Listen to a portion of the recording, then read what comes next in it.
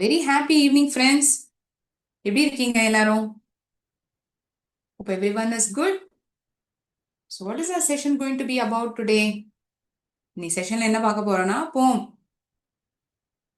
Unit 1ல இருக்கக்கூடிய போம் தான் பார்க்க போறோம். Poem written by Robert Frost. So before we see that, we'll start the day with a motivational quote.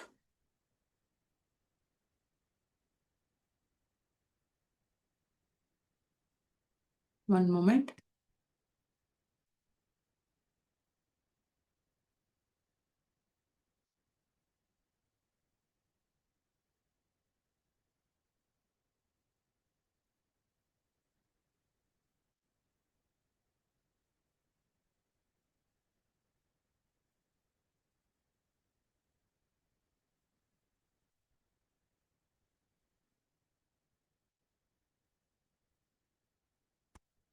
A journey of 1,000 miles begins with a single step. 1000 மைல்கள் பயணம் ஒரு அடியில் தொடங்குகிறது. You must begin something if you hope to finish it. Something that takes a long time to finish begins with one step. என்ன அர்த்தம் ma'am? அதாவது நீங்க ஏதாவது ஒன்று பண்ணணும்னு நினைக்கிறீங்க, ஒரு சைக்கிள் ஓட்டணும்னே வச்சுக்கோங்களேன். நீங்க அந்த ஆர்வங்கிறது உங்கள்கிட்ட இல்லைன்னா நீங்க எப்படி ஓட்டுவீங்க? ஐயோ நான் விழுந்துருவேன், அடிபட்டுருவேன், வேண்டாம் வேண்டாம், நான் நேரடியா வண்டியே கத்துன்றேன், எனக்கு அதுதான் பெஸ்ட். ஆனா இது என்ன ஆகும்? நீங்க சைக்கிள் கத்துக்காமலே போயிடுவீங்க. அது என்னமோ ஆர்வம், அது அடுத்த கட்டம் தான். But you are not completed the first stage. You need to complete this, then you'll be able to ride the bike very easily. For that you need to start with this cycle, right? ஒரு சின்ன உதாரணத்துக்காக சொல்றேன். எந்த ஒரு வேலையா இருந்தாலும் அதை முதல்ல ஆரம்பிக்கணும். You must begin something. எப்ப ஒன்று நான் அதை முடிக்கணும், நான் அதை அச்சீவ் பண்ண மாதிரியே நான் என்ன கற்பனை பண்ணிக்கிறேன்னு வச்சுக்கோங்களேன், that itself will give you motivation to begin that task. நான் வந்து ஒரு ஐஏஎஸ் ஆஃபீஸரா ஆகணும், ஒரு சிஏவா ஆகணும், ஒரு டாக்டரா ஆகணும்னா என்ன நானே முதல்ல நான் அதுக்கு I need to imagine myself to be a doctor or engineer or CA or whatsoever profession that you want to be. For that you need to begin something. அதுக்கான தேடல் நீங்க ஆரம்பிக்கணும். அதுக்கு என்ன படிக்கணும், அதுக்கு என்ன என்னெல்லாம் வந்து அடுத்தடுத்த கோர்சஸ் நான் படிக்கணும், இந்த மாதிரி தேடல்கள், அதுக்கு சம்பந்தப்பட்ட படிப்புக்கு வந்து நீங்க முயற்சி செய்யணும். For each and everything you need to begin. எதையுமே நினைக்காம நான் வந்து தூங்குறத கனவு காண்றேன் அப்படின்னா அது வந்து நினைவாகாது. You need to work on it, then only you will be able to accomplish. Right? அது எல்லாருமே ஒத்துப்பீங்க. எதுவுமே நம்ம முயற்சி செய்யாம ஏதாவது நடக்குமா? படிச்சாதான் பரீட்சையிலேயே பதிலே எழுத முடியும். படிக்காமலே நான் வந்து கடவுளை வேண்டிட்டேன், நான் மார்க் வாங்கிடுவேன் அப்படிலாம் நினைச்சோன்னா அது வந்து முட்டாள்தனம். கரெக்டா? படிக்கணும், அதுக்கப்புறம் வேண்டிக்கணும். That will definitely help. God won't say no. Everything, each and every small thing, you need to put effort. You need to begin it. That first step is very important. And that is possible only with the initial step or the beginning that you do. ஆரம்பத்தில் நம்ம என்ன பண்றோமோ அதுதான் வந்து நம்ம அந்த டாஸ்கை முடிக்கிறதுக்கு உதவிகரமா இருக்கும். That will only help us to accomplish. So with this good note, I hope everyone will start taking one small task. அதை வந்து துவங்குவீங்களாம். அது அப்படி அந்த ஒரு முயற்சி அது இருந்தால் தான் நம்மளால அந்த டாஸ்கை கம்ப்ளீட் பண்ண முடியுங்கிற எண்ணம் உங்களுக்கு வளரும். Right? So with this good note will start today session. என்ன மேம் நம்மளுடைய டுடே செஷன்? ராபர்ட் ஃப்ராஸ்டோட poem. What is this poem all about? Any guess what is the poem name? என்ன போயம் பத்தி நான் பேசிட்டு இருக்கேன்? Perfect. Stopping by woods on a snowy evening. இதுதான் நம்மளுடைய போம்.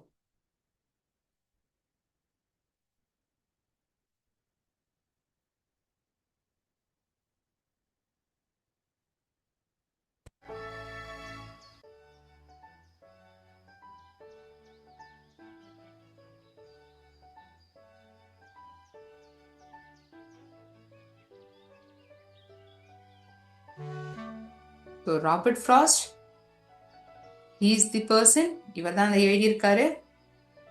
So his lifetime is said to be 18th century to 19th century. 1874ல இருந்து 1963 தான் அவருடைய காலகட்டமா இருந்திருக்கு. ஹியூமனிட்டி சம்பந்தப்பட்ட கவிதைகள் தான் நிறைய அவர் வந்து எழுதியிருக்காரு.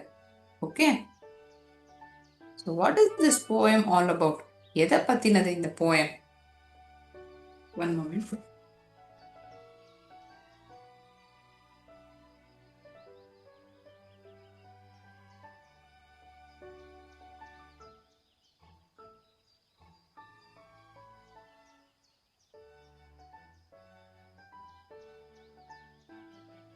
So this poem is going to tell us the poet who happened to travel alone in the forest, thinking that he's going to meet this owner of the forest and he know that person very well.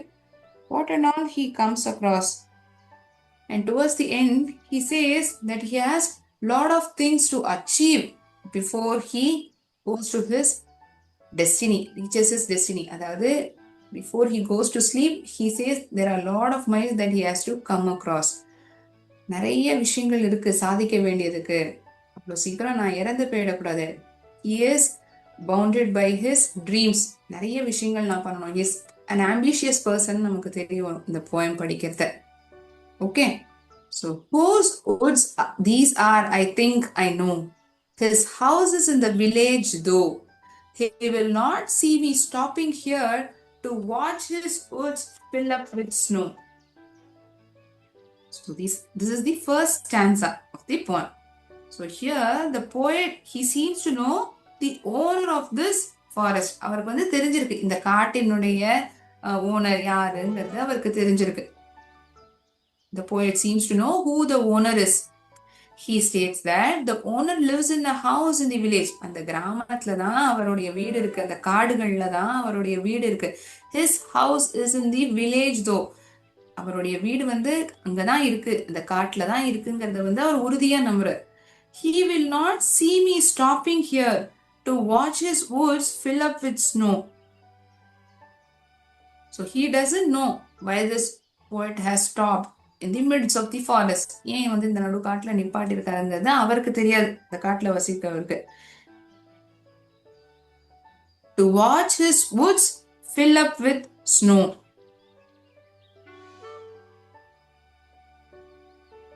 Perhaps the owner is not aware of the poet. அதாவது இந்த காட்டுல வசிச்சுட்டு இருக்காரு இல்லையா, அந்த அடர்ந்த காட்டுல ஒரு வீட்டுல வசிச்சுட்டு இருக்காரு, அவருக்கு வந்து தெரியாது இவர் இந்த மாதிரி காட்டுல பயணிச்சுட்டு இருக்காரு, இவர் இந்த மாதிரி பனி பொழியறத வந்து பாக்குறதுக்காக நின்னுட்டு வேடிக்கை பாக்குறாருங்கிறது. He is also not aware of it.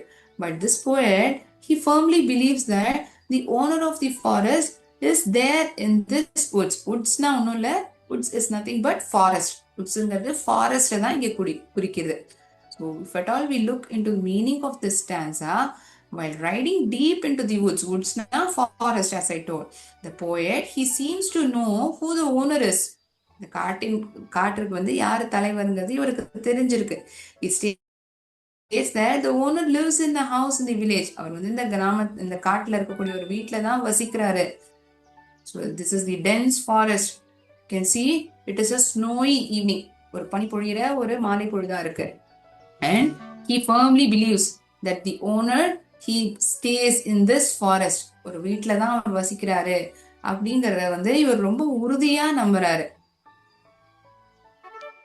My little horse must think it queer to stop without a farmhouse near.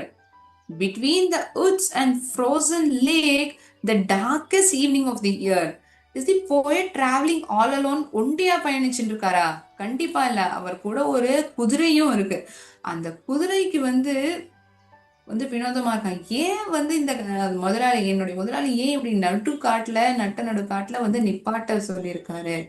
அதுவும் இந்த பக்கம் பார்த்தா காடு, அந்த பக்கம் உறைஞ்சு போயிருக்கிற பனி, பக்கத்துல பார்த்தா எந்த ஒரு ஃபார்ம் ஹவுஸும் கிட்டக இல்ல. He is finding somewhat unusual. ஒரு மாதிரி வினோதமா இருக்கு. So queer is meaning strange. அதுக்கான அர்த்தம்னா வினோதமா இருக்குது. ஸ்ட்ரேஞ்ச்னா என்ன, ரொம்ப வினோதமா அதிசயமா இருக்குது, ஆட். யூஸ்வலா இந்த மாதிரி பண்ண மாட்டாரு என்னுடைய முதலாளி. ஆனா ஏன் அவர் இப்படி நடந்துக்கிறாரு? வினோதமா இருக்கிறது தான் இங்க ஸ்ட்ரேஞ்ச். அதுதான் குயர்க்கான அர்த்தம். So if at all you're wondering what this queer is all about, queerங்கிறது வேற ஒன்றும் இல்லை. It means to say strange, ஒரு வினோதமான, லைக் லுக்ஸ் ஆட், சம்மந்தமே இல்லாத இருக்க மாதிரி இருக்கு. எப்போதும் அவர் வந்து பயணிச்சுட்டே இருப்பாரு. திடீர்னு இன்னைக்கு என்னவோ பயணிக்கும் பொழுது நடு காட்டுல நிப்பாட்டிருக்காரு. இந்த பக்கம் பார்த்தா காடு, இந்த பக்கம் உறைஞ்சு போயிருக்கிற ஏரி. ஏன் இந்த மாதிரி ஒரு இடத்துல நிப்பாட்டிருக்காரு? ஏன் என்ன நிப்பாட்ட சொன்னாரு தெரியல. So if at all I have to quote an example using this word queer, the queer வந்து இந்த போயத்துல இருக்கக்கூடிய வரிகளா பார்க்காம வேற ஏதாவது ஒரு சிம்பிள் எக்ஸாம்பிளா நம்ம ஐடென்டிஃபை அண்டர்ஸ்டாண்ட் பண்ணிக்க முடியும்னா இந்த சென்டென்ஸ் இங்க எழுதிக்கலாம். He had a queer way of walking, like he was always about to fall. அவன் நடக்கிறதே வந்து ரொம்ப வினோதமா இருந்தது. சாதாரணமா எப்படி நடப்போம், 2 காலும் சேர்த்து நடப்போம். ஆனா அவன் நடக்கிறது என்னவோ ரொம்ப வினோதமா இருந்தது. என்னவோ விழுந்துடா போலயே இருந்தது. He was always like he was always about to fall. அப்படியே அடுத்த நிமிஷம் விழுந்துருவானோ அந்த மாதிரியே ஒரு எண்ணம் தோணிது. அவன் வந்து நடக்கிற விதமே ரொம்ப வித்தியாசமா இருந்தது, வினோதமா இருந்தது. That is the meaning of the word queer. queer strange. இந்த வார்த்தையோட அர்த்தம் புத்தகத்துல நமக்கு கொடுத்துருக்காங்க. இதை வந்து நம்மளுடைய டே டு டே கம்யூனிகேஷன்ல இதை எங்க பயன்படுத்தலாம்? ஒரு சிம்பிள் சென்டென்ஸா இதை நான் கோட் பண்ணிருப்பேன். நீங்க இதை எழுதிக்கலாம். If at all you feel it as interesting, நமக்கு இந்த வார்த்தையை வந்து பயன்படுத்துறதுக்கு இந்த சிம்பிள் சென்டென்ஸ் உதவிகரமா இருக்கும்னா நீங்க உங்களுடைய நோட் புக்ல வந்து எழுதிக்கலாம். This is an example for this word queer.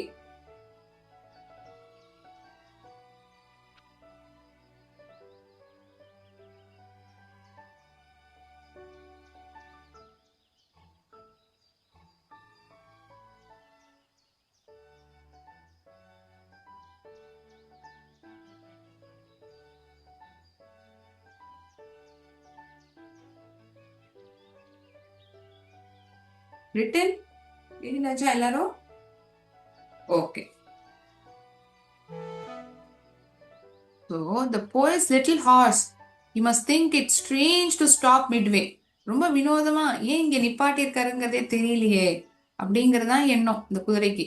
ஏன்னா இவர் தனியா பயணிக்கல, இவர் மட்டும் காட்டுல நடந்து போல, ஒரு குதிரை மேல பயணிக்கிறாரு.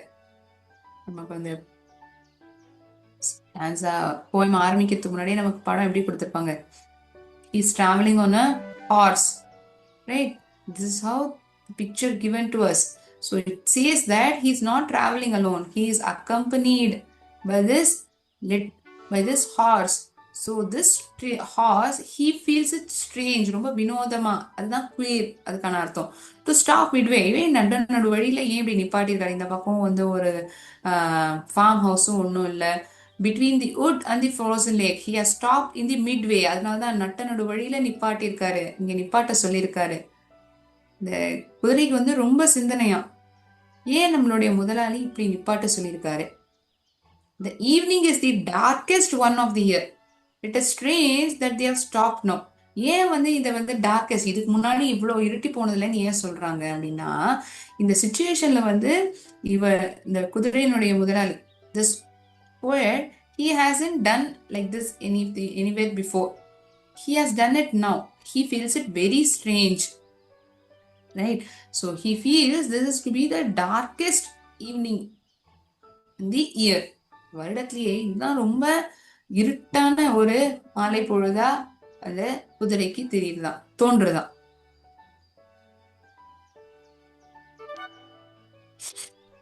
He gives his harness bells a shake. Third stanza. இப்போ நம்ம second stanza வரைக்கும் பார்த்திருக்கோம், right? We have seen until second stanza. My horse must think it queer to stop without a farmhouse near, between the woods and frozen lake, the darkest year of the year. So this is the second stanza. Let us move on to third stanza. He gives his harness bells a shake. நீங்க கவனிச்சிருந்தீங்கன்னா அந்த குதிரையில வந்து அதனுடைய கழுத்துல வந்து இந்த ஒரு மணி ஓசை உங்களுக்கு கேட்கும். அது வந்து ஒரு பெல்ட்டோட, ஒரு ஸ்ட்ராப் பெல்ட் இருக்கும், அதோட சேர்த்து கட்டியிருப்பாங்க. See, it will be like this. If at all you have a look at this, look at the picture of horse, straps or belts is being tied around it, and it has bells, straps and fittings by which a horse is fastened to a cart or carriage. இந்த ஒரு belt இருந்தாதான் அது ஒரு அந்த குதிரை வண்டிக்கு வந்து அதை கட்ட முடியும், அந்த வண்டிக்கு கட்ட முடியும். Be tied to the carriage. So that is the reason it is being tied up with this bells and straps. Okay, ஏன் அதை கட்டுறாங்கன்னு சந்தேகம் இருக்கலாம். அதை காமிக்கிறதுக்காக தான் ஹார்னஸ் பெல்ஸ் ஷேக்குங்கிற வார்த்தை இருக்கு இல்லையா, அது பொருத்தமான இதுவா அந்த குதிரையினுடைய படம் உங்களுக்கு இருக்கும்னு தான் நான் அதை காமிக்கிறேன். He gives his harness bells a shake to ask if there is some mistake. The only other sound, the sweep of easy wind and downy flake. ஏதாவது இந்த இடத்துல வந்து ஏதாவது தப்பான விஷயமா ஏதாவது இருக்குமோ, அதனாலதான் நம்மளுடைய முதலாளி வந்து இங்க நிப்பாட்ட சொல்லியிருக்காரா? He wants to know the owner's intention. என்ன காரணமா இருக்கும், என்ன காரணத்துக்காக இவர் இப்படி பண்ணிருப்பாரு, இல்லாட்டி அவருடைய கவனத்தை ஈர்க்கிறதுக்காகவா? He finds it to be strange. அதனாலதான் தன்னுடைய உடம்பு வந்து குலுக்குறது. So he gives his bell a shake. நான் உடம்பு மேல அந்த ஸ்ட்ராப்ஸோட அந்த மணிகள் இருக்கும் இல்லையா, இப்படி குளிக்கணும்னா என்னமோ வித்தியாசமா இருக்கு, அது எனக்கு தெரியணும் அப்படிங்கறத அதால பேச முடியாது இல்ல, வேற எப்படி அதால வெளிப்படுத்த முடியும்? That's why it gives this harness bell a shake. That's why it is giving a shake. இங்க பாருங்க, இந்த மணி தெரியும் உங்களுக்கு. I'm moving the cursor. Right? So downy. What does this downy mean? Soft and fluffy. மெதுமெதுன்னு இருக்கிறது. Downy flake na, it refers to a small, soft, feathery snowflake. நம்ம அதெல்லாம் இங்க பார்க்கறதுக்கு வாய்ப்பு இல்லை. அது வந்து நம்ம நார்த் இந்தியாவுக்கு போனோம்னா அந்த பனி பொழிகிறதெல்லாம் நம்ம பார்க்க முடியும். இல்லாட்டி நியூஸ்ல நம்ம பார்த்திருப்போம். You would have watched in news.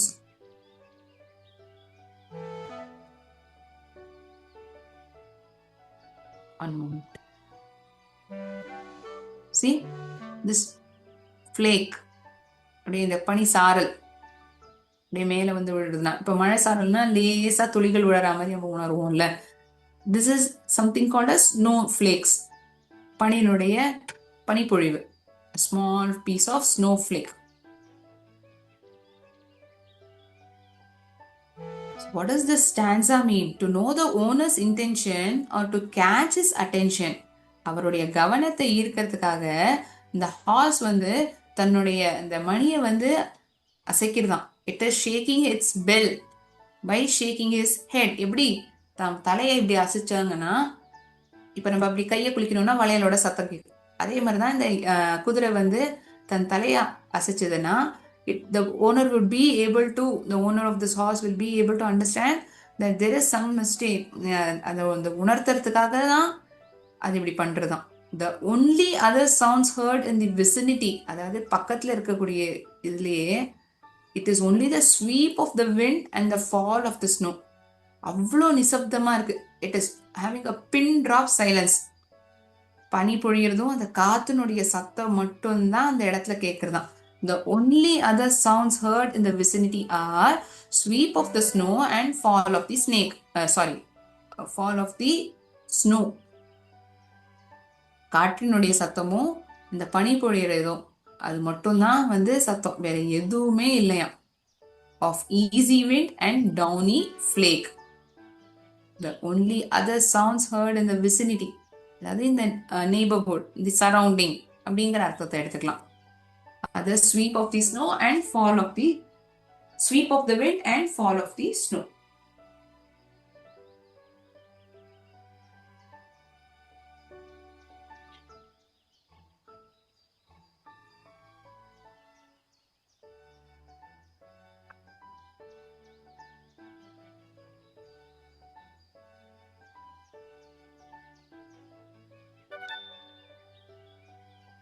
Sweep இங்க பாருங்க, ஒரு பெருங்காற்று அடிச்சதுன்னா அந்த தரையில இருக்கக்கூடிய அந்த இலைகள் தூசியோட அப்படியே மேலே எழும்பி போகும்ல. To move smoothly and swiftly, that is the meaning of sweep. தரையை பெருக்கிறது அந்த ஸ்வீப் இல்ல, அப்படியே அந்த காத்துல வந்து அடிச்சுன்னு அப்படியே போறது இந்த தூசியும் இலைகளும். ஒரு சிம்பிள் சென்டென்ஸ் பார்க்கலாமா? The strong wind swept the leaves across the yard. இந்த அடிச்ச அந்த காற்றுனால இந்த தரையில இருந்த இந்த இலைகள்லாம் அப்படியே நகர்ந்துதான். Leaves, it swept the leaves across the yard. This is the simple sentence pertaining to the word sweep. Sweepனா அந்த துடைக்கிற இது, அந்த ஸ்வீப் எடுத்துக்க கூடாது. இந்த இடத்துல என்ன பொருளா சொல்லியிருக்காங்க, அந்த இடத்துல மெல்லமா நகருது, ஸ்மூத்தா மூவ் ஆகுது, அதுதான் அதுக்கான அர்த்தம். Okay, the strong wind swept the leaves across the yard. Harness. So he gives harness bell a shake to ask if there is some mistake. ஏதாவது தவறுதலா, ஏன் இங்க நிப்பாட்டிருக்கீங்க, இந்த போது இந்த மாதிரி பண்ண மாட்டீங்களே, ஏதோ ஒரு விஷயம் தப்பா இருக்கு, அதை உணர்த்ததுக்காக அந்த ஓனருக்கு it gives a shake. Straps and fittings by which a horse is fastened to a cart or carriage. It is called as harness. Flake அப்படின்னா என்ன? A small piece of snowflake.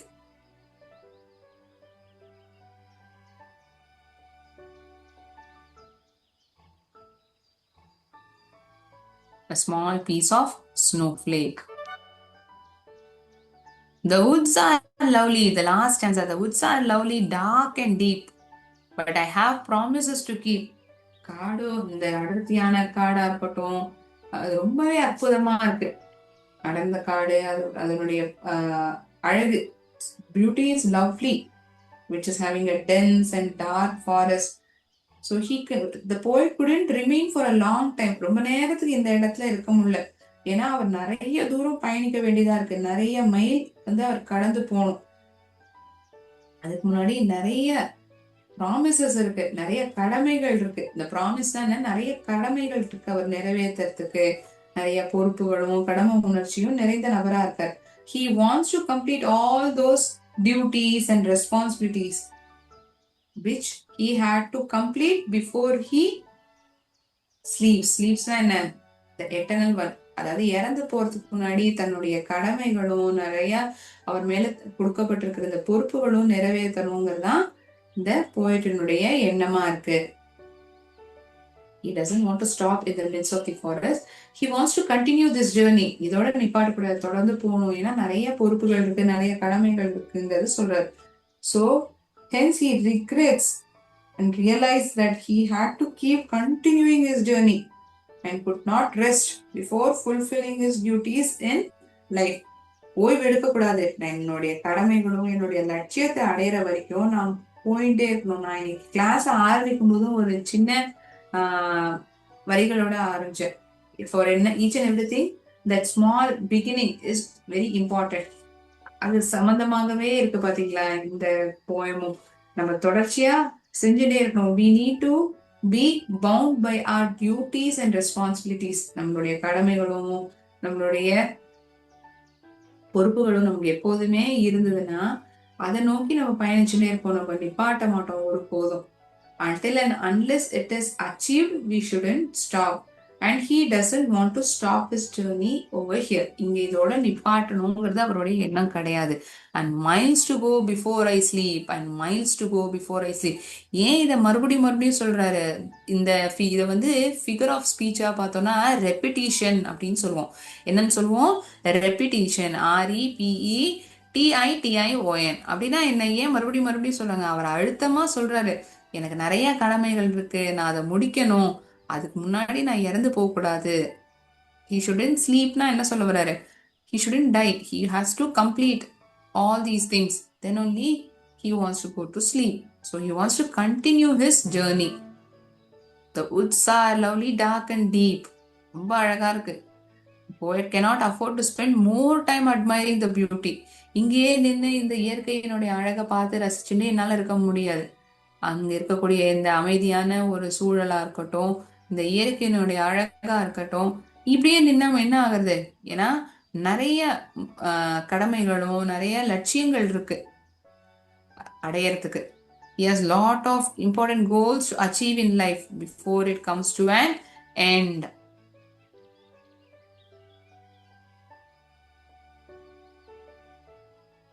This is the meaning of this last stanza. Dream it, believe it, achieve it. இந்த 3 வரிகளுமே நீங்க எழுதி வச்சுக்கலாம் ஒரு இடத்துல. நம்ம கனவு காணணும், நம்மளால முடியணும்னு நம்மளால நம்ப முடியணும், அதை நம்ம சாதிச்சு காட்டணும். You dream it, first you believe to it. அதை நம்புங்க, கண்டிப்பா நீங்க அதை அச்சீவ் பண்ணுவீங்க. You will achieve it. Dream it, believe it, achieve it.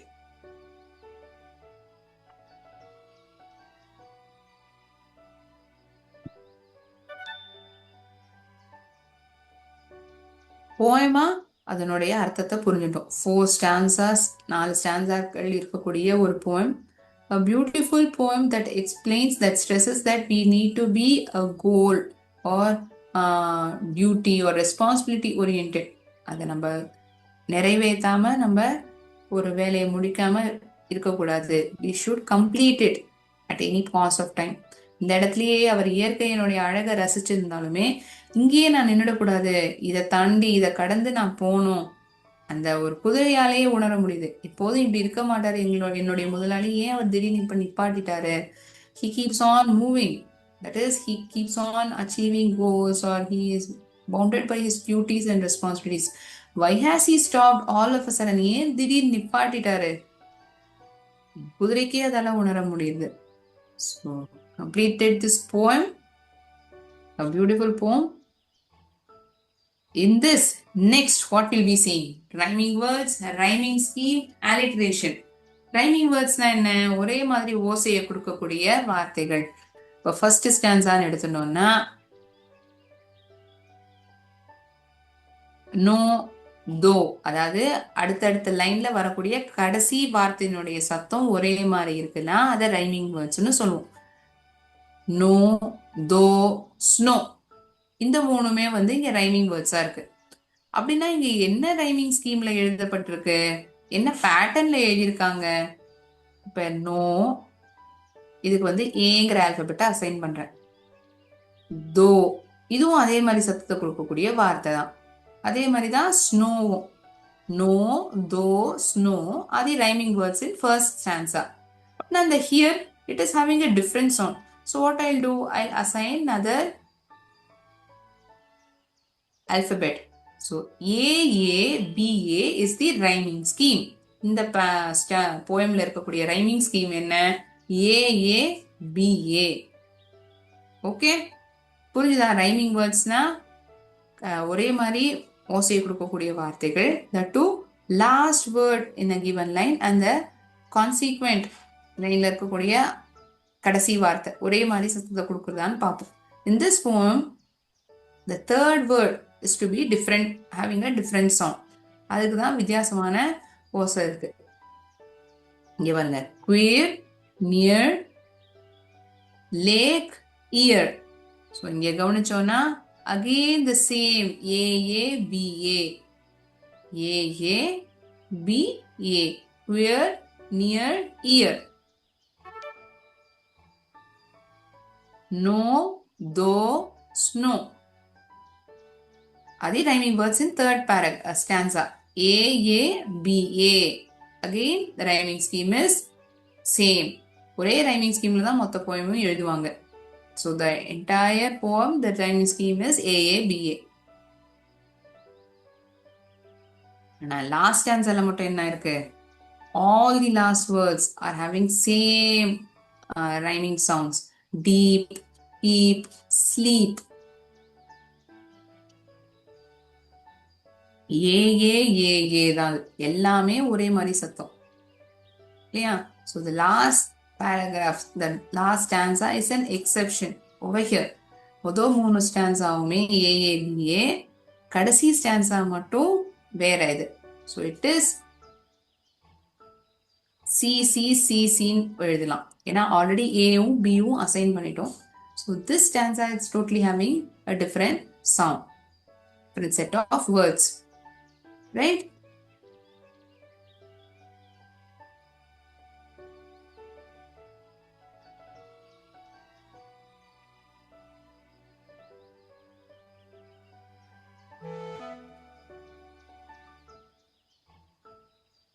இந்த பர்டிகுலர் ஸ்டான்ஸாவை மட்டும் கேட்டோம்னா ஏன்னு சொல்லலாம்.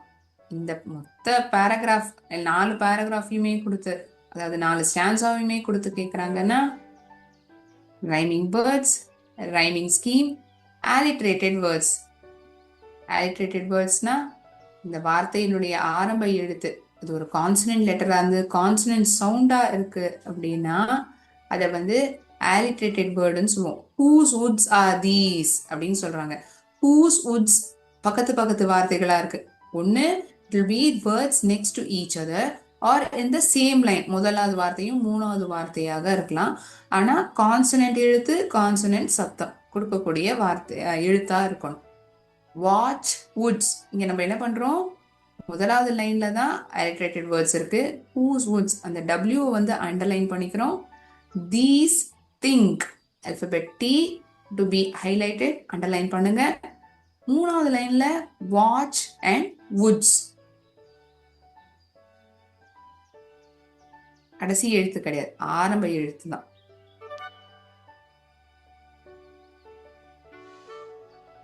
queer, near, ear, அது rhyming words in second stanza. AABA is the rhyming scheme.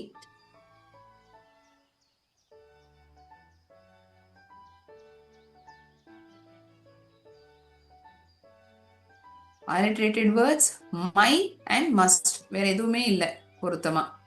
Second லைன்ல பாருங்க, எந்த லைன்ல பார்த்தாலுமே one of you have raised hands, has raised your hand. ஏதாவது சந்தேகம்னா நீங்க சாட் பாக்ஸ்ல போடுங்க.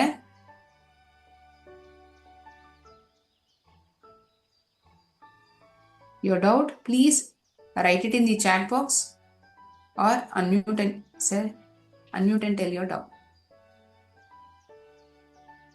My little horse must think it queer to stop without a farmhouse near.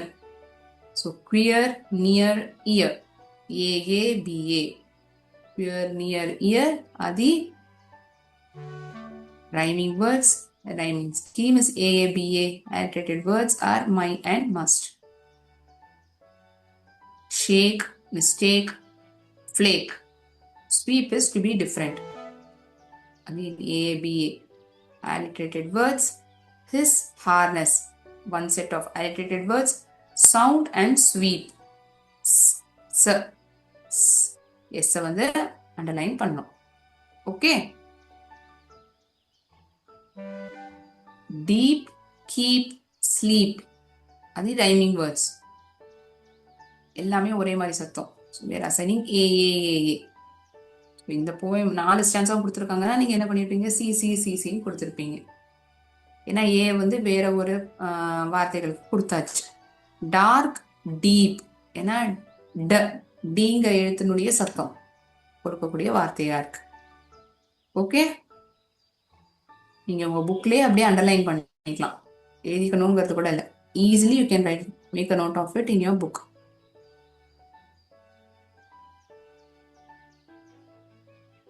So in today's session, we understood this poem, rhyming words, rhyming scheme, alliterated words, stanza by stanza meaning is also complete. So I shall end the session over here. Sorry to take extra 4 minutes of yours. Nandri, Valga Bharadam, Velga Tamilagam.